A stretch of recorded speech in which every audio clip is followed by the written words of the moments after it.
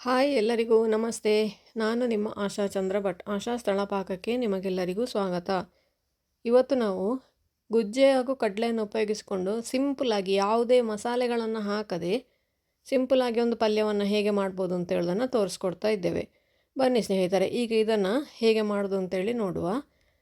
ಇದರಲ್ಲಿ ಯಾವುದೇ ಮಸಾಲೆ, ಸಾಸಿವೆ ಆಗಲಿ ಜೀರಿಗೆ ಆಗಲಿ ಎಂತ ಕೂಡ ಹಾಕಲಿಲ್ಲ. ಇದನ್ನು ಮೊದಲಿಗೆ ಕಡಲೆಯನ್ನು ಒಂದು 5ರಿಂದ 6 ವಿಸಿಲ್ ಹಾಕಿ ಕೂಗಿಸಿ, ಗುಜ್ಜೆಯನ್ನು ಒಂದೇ ಒಂದು ವಿಸಿಲ್ ಹಾಕಿ ಕೂಗಿಸಿದರೆ ಸಾಕು, ಅಥವಾ ಹಾಗೆಯೇ ಕೂಡ ನೀರಲ್ಲಿ ಬೇಯಿಸ್ಕೊಳ್ಬೋದು.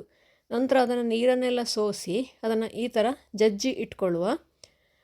ಸಿಪ್ಪೆ ತೆಗೆದು ಮಧ್ಯದ ದಂಡನ್ನು ಕೂಡ ತೆಗಿಬೋದು. ಈ ಥರ ಗುದ್ದಿ ಹಾಕೋದಾದರೆ ದಂಡು ಹಾಕಿ ಕೂಡ ಮಾಡ್ಬೋದು, ದಂಡು ತೆಗೆದು ಕೂಡ ಮಾಡ್ಬೋದು. ನೋಡಿ, ಸಿಪ್ಪೆ ಹಾಗೂ ಮಧ್ಯದ ದಂಡನ್ನು ತೆಗೆದುಕೊಂಡಿದ್ದೇನೆ ನಾನು.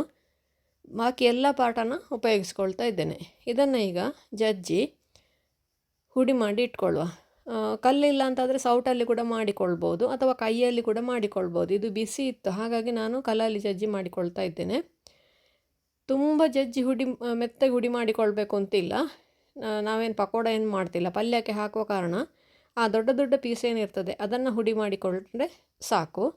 ಇವಿಷ್ಟನ್ನು ಇದಕ್ಕೆ ನಾನು ಬೇಯುವಾಗ ಒಂದು ಸ್ವಲ್ಪ ಉಪ್ಪು ಹಾಕ್ಕೊಂಡಿದ್ದೇನೆ. ಇಲ್ಲದಿದ್ದರೆ ಅದು ಚಪ್ಪೆ ಆಗ್ತದೆ, ರುಚಿ ಅಷ್ಟು ಇರೋದಿಲ್ಲ. ಅದಕ್ಕೋಸ್ಕರ ಬೇಯುವಾಗಲೇ ಇದಕ್ಕೆ ಒಂದು ಹಿಡಿಯಷ್ಟು ಉಪ್ಪು ಹಾಕಿದ್ದೇನೆ. ಆ ನೀರನ್ನು ಸೋಸಿರುವ ಕಾರಣ ಹೋಳಲ್ಲಿ ಎಳೆದುಕೊಂಡ ಉಪ್ಪು ಮಾತ್ರ ಇರ್ತದೆ, ಹಾಗಾಗಿ ಉಪ್ಪು ಮತ್ತೆ ಪುನಃ ನಾವು ಸೇರಿಸ್ಕೊಳ್ಬೇಕಾಗ್ತದೆ. ನೋಡಿ, ಇದೀಗ ಜಜ್ಜಿ ರೆಡಿ ಆಯಿತು. ಇದನ್ನು ಈಗ ಒಂದು ಪಕ್ಕಕ್ಕೆ ಇಟ್ಕೊಳ್ಳುವ ಎಲ್ಲವನ್ನು ಕೂಡ. ಕಡಲೆಯನ್ನು ಆಲ್ರೆಡಿ ನಾವು ಉಪ್ಪು ಹಾಕಿ 7ರಿಂದ 8 ವಿಸಿಲ್, ಅಂದರೆ ಕಪ್ಪು ಕಡಲೆ ಆದ ಕಾರಣ ಅದು ಪಕ್ಕ ಬೇಯುವುದಿಲ್ಲ. ಗುಜ್ಜೆಯೊಟ್ಟಿಗೆ ಹಾಕಿದರೆ ಕೂಡ ಅದು ಬೇಯುವುದಿಲ್ಲ, ಹಾಗಾಗಿ ಅದನ್ನು ಪ್ರತ್ಯೇಕವಾಗಿ ಬೇಯಿಸಿ ಇಟ್ಕೊಂಡಿದ್ದೇನೆ. ಈಗ ಇದನ್ನು ಒಂದು ಸೈಡಲ್ಲಿಟ್ಟು ಬಾಣಲೆ ಇಟ್ಕೊಂಡು, ಬಾಣಲೆಗೆ ಒಂದು 2ರಿಂದ 3 ಟೇಬಲ್ ಸ್ಪೂನ್ ಅಷ್ಟು ಎಣ್ಣೆ. ಗುಜ್ಜೆ ಪಲ್ಯ ಅಂದರೆ ಒಂದು ಸ್ವಲ್ಪ ಎಣ್ಣೆ ಅದಕ್ಕೆ ಜಾಸ್ತಿಯೇ ಬೇಕು.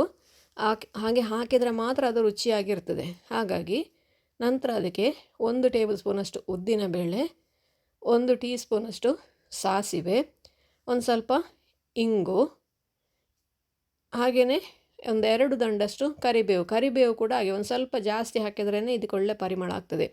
ಈಗ ನಾವು ಇದಕ್ಕೆ ಮಜ್ಜಿಗೆ ಮೆಣಸು ಅಂತ ಹೇಳ್ತೇವೆ ನಾವು ಇದಕ್ಕೆ, ಅಂದರೆ ಮಜ್ಜಿಗೆಯಲ್ಲಿ ಅದ್ದಿ ಒಣಗಿಸಿಟ್ಟಂತಹ ಮೆಣಸು.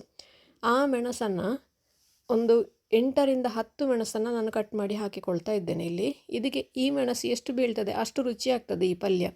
ಈ ಮೆಣಸಿನಲ್ಲೇ ಇದರ ರುಚಿ ಇರ್ತದೆ. ಇದು ನೋಡಿ, ಈಗ ಕರೆಕ್ಟಾಗಿ ಫ್ರೈ ಆಗಬೇಕು.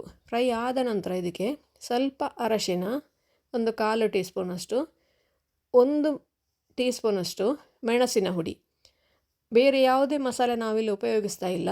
ಇವಿಷ್ಟನ್ನೇ ಹಾಕ್ಕೊಂಡು ಇದನ್ನು ಈಗ ಎಣ್ಣೆಯಲ್ಲಿ ಫ್ರೈ ಮಾಡಿ. ಅರ್ಧ ತೆಂಗಿನಕಾಯಿ, ಮೆಣಸಿನ ಹುಡಿ ಮತ್ತು ಅರಶಿನ ಎರಡನ್ನು ಕೂಡ ಕಾಯಿ ತಗೊಂಡಿದ್ದೇನೆ.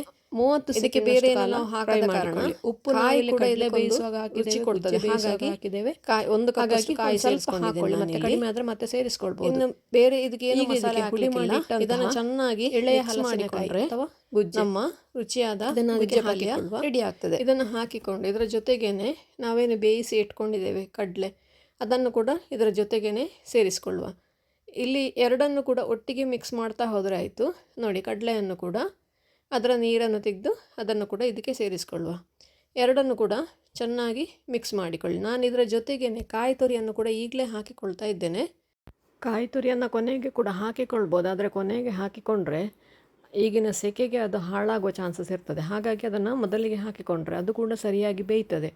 ಅದಕ್ಕೋಸ್ಕರ ಅದನ್ನು ಮೊದಲಿಗೆ ಹಾಕಿಕೊಳ್ತಾ ಇದ್ದೇನೆ.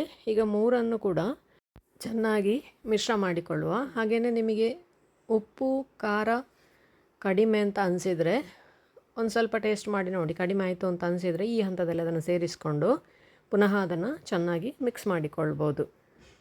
ನಮ್ಮ ರುಚಿಯಾದ ಸಿಂಪಲಾಗಿ ತಯಾರಿಸುವಂತಹ ಒಂದು ಗುಜ್ಜೆ ಪಲ್ಯ ರೆಡಿ ಆಯಿತು. ನೀವು ಕೂಡ ಒಮ್ಮೆ ಖಂಡಿತ ಟ್ರೈ ಮಾಡಿ ನೋಡಿ. ಈಗ ಹೇಗೂ ಗುಜ್ಜೆ ಸೀಸನ್ ನಡೀತಾ ಇದೆ. ಹೇಗಾಯಿತು ಅಂತೇಳಿ ಕಮೆಂಟ್ ಮೂಲಕ ನನಗೆ ತಿಳಿಸಿ. ಲೈಕ್ ಕೊಟ್ಟು ಶೇರ್ ಮಾಡಿ. ನೀವಿನ್ನೂ ನಮ್ಮ ಚಾನಲನ್ನು ಸಬ್ಸ್ಕ್ರೈಬ್ ಮಾಡ್ಕೊಳ್ಳಿಲ್ಲ, ಸಬ್ಸ್ಕ್ರೈಬ್ ಮಾಡಿಕೊಂಡು ಪಕ್ಕದಲ್ಲೇ ಇರುವ ಬೆಲ್ ಐಕಾನನ್ನು ಒತ್ತಿ ನಮ್ಮನ್ನು ಸಪೋರ್ಟ್ ಮಾಡಿ. ಮುಂದಿನ ವಿಡಿಯೋದಲ್ಲಿ ಇನ್ನೊಂದು ಹೊಸ ಅಡಿಗೆಯೊಂದಿಗೆ, ಇನ್ನೊಂದು ಹೊಸ ರೆಸಿಪಿಯೊಂದಿಗೆ ಪುನಃ ನಿಮ್ಮನ್ನು ಭೇಟಿಯಾಗ್ತೇನೆ. ಧನ್ಯವಾದಗಳು.